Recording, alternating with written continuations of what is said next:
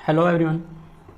आप सभी electrical subject वाले आईटीआई विद्यार्थियों और कंपटीशनर्स के लिए बहुत ही महत्वपूर्ण सब्जेक्ट जो है बेसिक इलेक्ट्रिसिटी आपके सामने लेकर आए हैं। तो इस सब्जेक्ट में आपको इलेक्ट्रिकल सेक्टर की बेसिक चीज़ों का जो बेसिक जो टर्म्स हैं और जो भी हम आगे जो मेजर सब्जेक्ट्स में आगे जो पढ़ते हैं तो इन सभी का जो है एक इंटीग्रेटेड नॉलेज यहाँ पे आपको मिलेगा।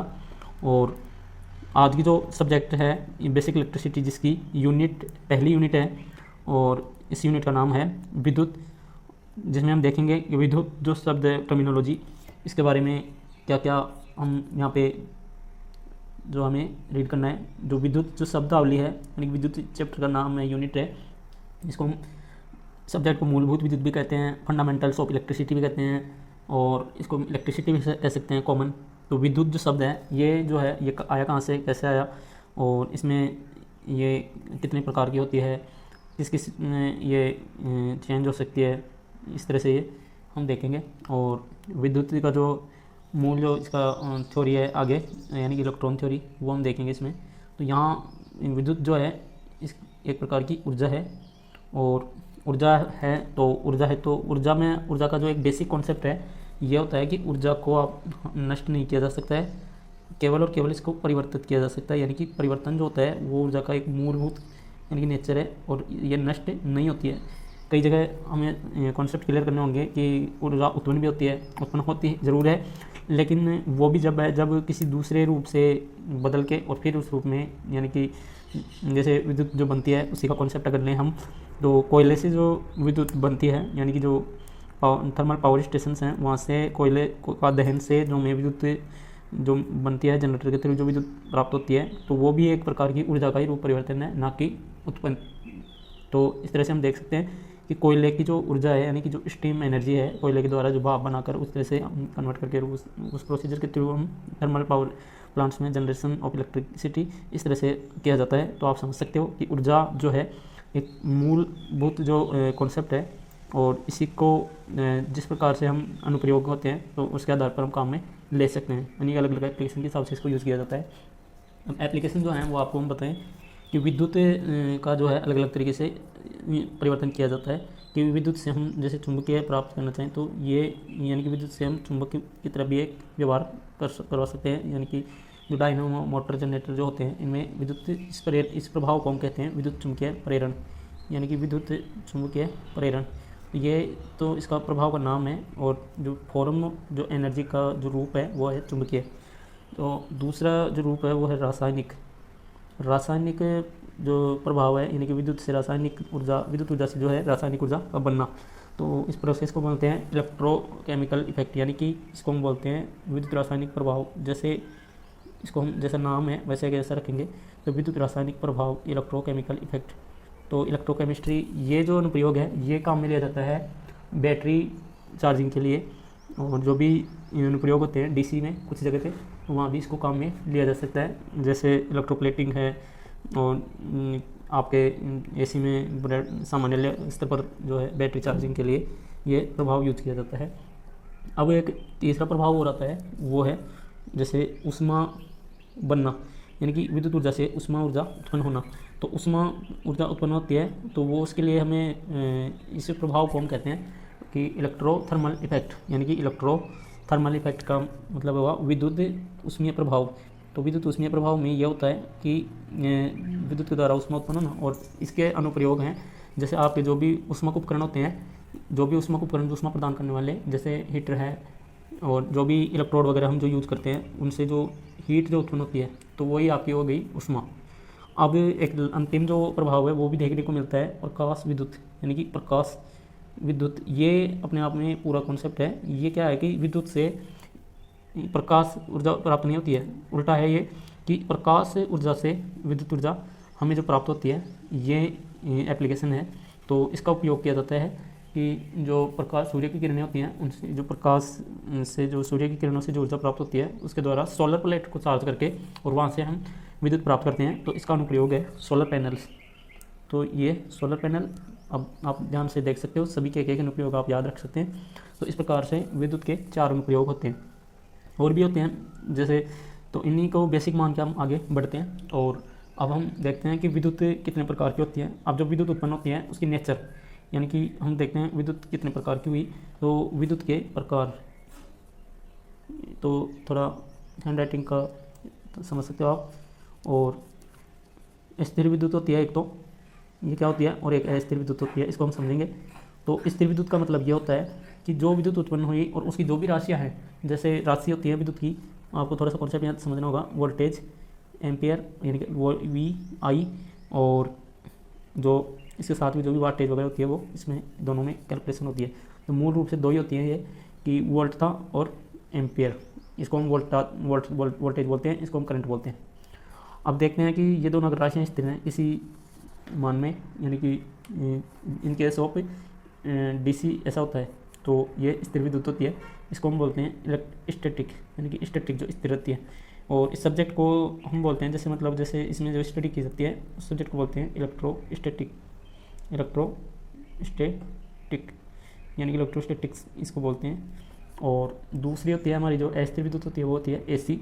तो एसी का मतलब होता है यानी कि जो वोल्टेज और जो एम्पियर है वो दोनों समय के साथ में परिवर्तित होते रहते हैं। डीसी के केस में ये था, ये समय के साथ में स्थिर रहते थे, तो ये वो स्थिर थी। अब एसी के केस में यह है कि ये दोनों जब परिवर्तित होते हैं इनको वेरिएबल बोला जाता है, इनको बोला जाता है वेरिएबल।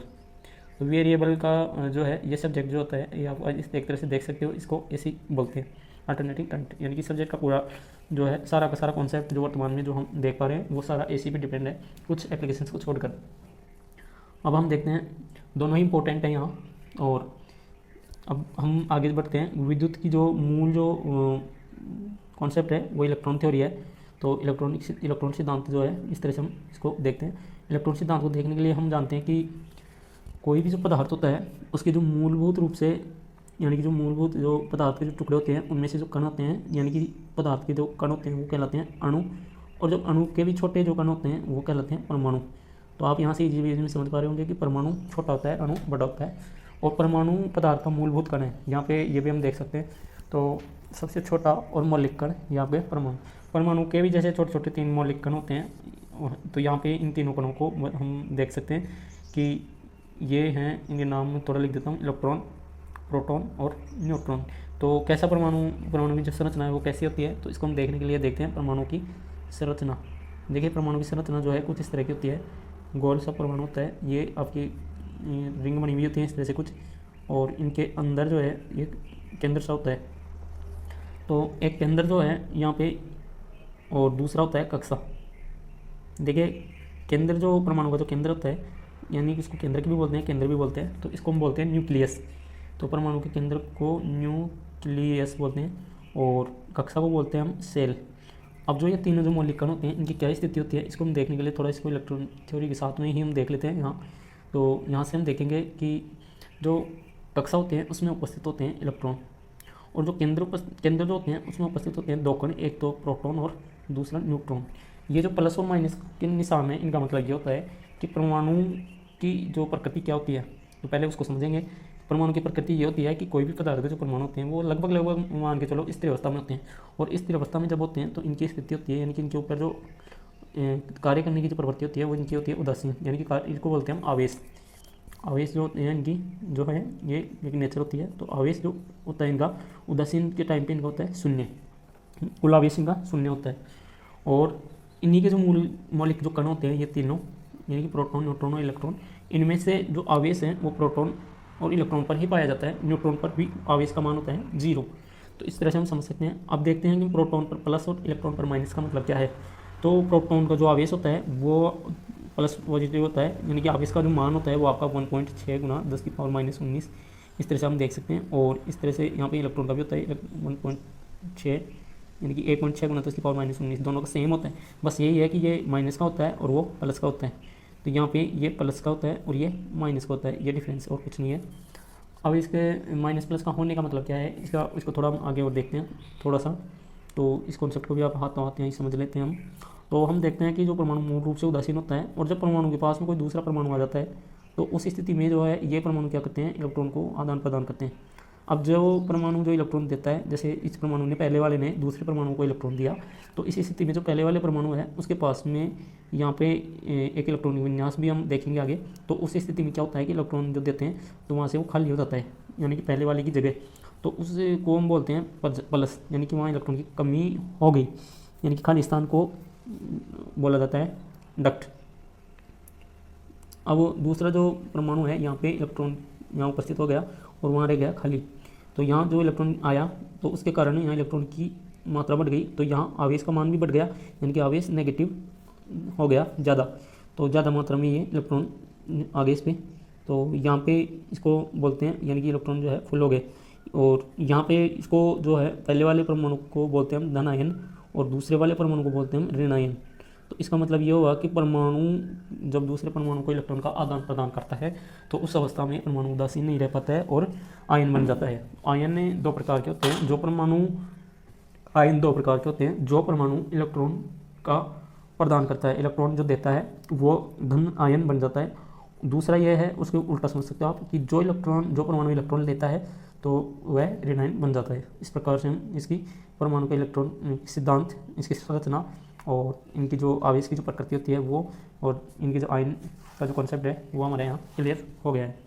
और अब हम देखते हैं यानी कि इलेक्ट्रॉनिक विन्यास, यानी कि परमाणु में जो ये इलेक्ट्रॉन और प्रोटॉन और न्यूट्रॉन जो होते हैं इनकी क्या क्या स्थिति होती है, और इनमें जो इलेक्ट्रॉन जो होते हैं यानी कि जो इलेक्ट्रॉन की क्या स्थिति होती है। मूल रूप से यही देखने के लिए, इलेक्ट्रॉन की उपस्थिति को देखने के लिए हम जो है यहाँ पे एक कॉन्सेप्ट है इलेक्ट्रॉनिक विन्यास, उसको देखते हैं हम अलग से। तो यह इलेक्ट्रॉनिक परमाणु में इलेक्ट्रॉन की स्थिति ही क्या कहलाती है, इलेक्ट्रॉनिक विन्यास कहलाती है। तो इलेक्ट्रॉनिक विन्यास यानी कि इलेक्ट्रॉनों का परमाणु की कक्षाओं में इलेक्ट्रॉनों की स्थिति, ये कहलाती है इलेक्ट्रॉनिक विन्यास। इलेक्ट्रॉनिक विन्यास को देखने के लिए हम देखते हैं कि परमाणु के ये जो कक्षा होती है इसके अंदर कुछ इस तरह से ये कक्षक से बने होते हैं, यानी कि इनको बोलते हैं कक्षक। कक्षा जो होती है ये पूरी जो पथ होता है ये कक्षा होती है, और जिसके अंदर छोटे छोटे खाने बने होते हैं इनको बोलते हैं कक्षक। तो इस तरह से हम देख सकते हैं। तो हमारे यहाँ कक्षाएं होती हैं 4, जैसे के, एल, एम और एन। तो एक कक्षा ये हो गई, दूसरी कक्षा ये हो गई, जैसे तीसरी कक्षा ये हो गई, इस तरह से होती है। अंदर जो होता है इसके नाभिक होता है, ये आपको पता है। नाभिक से हमारे को यहाँ अभी कोई नाभिक की ज़रूरत है यहाँ नहीं है। तो अब हम देखते हैं, जैसे पहली कक्षा होती है तो उसको कहते हैं, दूसरी कक्षा होती है एल, तीसरी एम और चौथी एन, इस प्रकार से कक्षाएँ बढ़ती जाती हैं। अब तो यहाँ पे हम देखते हैं कि कक्षक जो होते हैं वो कक्षक होते हैं 4, एक एस, दूसरा पी, तीसरा डी और चौथा एफ। अब एक कक्षकों की स्थिति होती है कि कक्षकों की स्थिति जो ये होती है कि कक्षक में जो इलेक्ट्रॉन भरे जाते हैं, तो एक कक्षक में जैसे 2 इलेक्ट्रॉन भरे जा सकते हैं, तो पहले वाले में 2 भरे जा सकते हैं, यानी कि एस की फुल कैपेसिटी होती है 2। कुछ इस तरह के डिब्बे होते हैं जिसमें मान लो एक इलेक्ट्रॉन से ऐसे इस तरह से भर जाते हैं। तो ये इलेक्ट्रॉन भरने का जो नियम है ये हुंड का नियम है, जिसको हम बोलते हैं हुंड का नियम। और इलेक्ट्रॉनिक विन्यास जो है इसको भी भरने का एक सूत्र होता है। तो यहाँ पे ये होता है 2n²। तो इसको थोड़ा मैं अलग से मार्क कर दे रहा हूँ, और ये आपका है। और जो अब हम देखते हैं इसको वापस यहाँ, तो पी में जो है इलेक्ट्रॉनों की संख्या जो होगी वो होगी इसमें 6, तो यहाँ पे 6, डी में होती है 10 और एफ में होती है 14। तो ये कक्षकों की फुल कैपेसिटी होती है कि कक्षक में कितने अधिकतम इलेक्ट्रॉन भरे जा सकते हैं। एस के लिए 2, ई के लिए 6, डी के लिए 10 और एफ के लिए 14 इलेक्ट्रॉन भरे जा सकते हैं। ऐसे ही कक्षा की बात की जाए तो कक्षा में टोटल कितने इलेक्ट्रॉन भरे जा सकते हैं, जैसे के में भरे जा सकते हैं, आपको बताऊँ 2, एल में भरे जा सकते हैं 8, एम में भरे जा सकते हैं 18 और एन में भरे जा सकते हैं 32। इस तरह से हम देख सकते हैं। तो यहाँ पे मेन जो बात यह है कि अभी मैं आपको इसमें इलेक्ट्रॉनिक विन्यास भर के दिखा रहा हूँ कि मान के चलिए थोड़ी देर के लिए कि जैसे जिसमें पहली कक्षा में एस है, एस जो कक्षक है उसमें भरे जा सकते हैं 2। तो यहाँ पे तो केवल एस रहता है, तो इसकी कैपेसिटी फुल हो जाती है, तो पहली कक्षा फुल। इसके बाद में जैसे हम अगले कक्षक लेते हैं, अगर एस की कैपेसिटी फुल हो जाती है तो साथ में आएगा पी। तो इसको हम एस को हम जैसे 2 लिखेंगे, तो पी में जो बच गए जो इलेक्ट्रॉन मैक्सिमम भरे जा सकते हैं 6, ये भी हम देख सकते हैं यहाँ। तीसरी कक्षा में जैसे एस में 2, पी में 6 और डी में 10, और इसी तरह से हम भर सकते हैं 10, 6 और 2 18। इस प्रकार से एस, बी, सी और डी 10 और एफ 14। तो आप इस क्रम को भी इस तरह से याद, हमें ईजी वे में रहता नहीं है, तो हम देखते हैं यहाँ से इन दोनों को। तो थोड़ा हम देख लेते हैं यहाँ से, ये आपका एक तो ये और दूसरा आपका ये जो कक्षा में अधिकतम इलेक्ट्रॉन की स्थिति है 2, 6, 10, 14, और कक्षा में इलेक्ट्रॉन की स्थिति है 2, 8, 18, 32। अब मैं आपको इलेक्ट्रॉन विन्यास के तौर पर एक एग्जांपल देना चाह रहा हूँ, जिसमें हम देखते हैं कि जैसे सोडियम का जो इलेक्ट्रॉन विन्यास हम भरना चाहें तो वो हम यहाँ भर सकते हैं। जैसे सोडियम जो है मैंने यहाँ लिखा है सोडियम, तो सोडियम जो है इसका परमाणु क्रमांक होता है आपका 11 और हम इसमें इलेक्ट्रॉन भर सकते हैं। जैसे यहाँ से हम थोड़ा इसको स्क्रीन को यहाँ से हम देखते हैं, आपके सामने है ये फॉर्मूला। और अब हम देखते हैं इलेक्ट्रॉनिक विन्यास भरने का जो है तरीका कैसे भरा जाता है। तो यहाँ पे जैसे 1s यानी कि कक्षा का जो कोड होता है 1 2 3 4 इस तरह से हम ले सकते हैं। 1s2 और 2s2 2p6, अब जो है 6 और 2 8 और 2 10 और अब बच गया 1, तो यहाँ पे अंतिम जो कक्षा है उसमें 1 इलेक्ट्रॉन रह जाता है। तो इस प्रकार से हमने इलेक्ट्रॉनिक विन्यास पूरा किया है। और सोडियम के लिए एग्जाम्पल के तौर पर हमने इलेक्ट्रॉनिक विन्यास देख भी लिया है। तो आज के दोनों टॉपिक्स आपके इजी वे में कवर हो गए हों और एक्सपेक्ट करते हैं वीडियो पसंद आए तो लाइक और शेयर ज़रूर करें, और इस चैनल पर बने रहने के लिए चैनल को सब्सक्राइब ज़रूर करें, जिससे आपके लिए लगातार वीडियोज़ हम उपलब्ध करवाते रहें।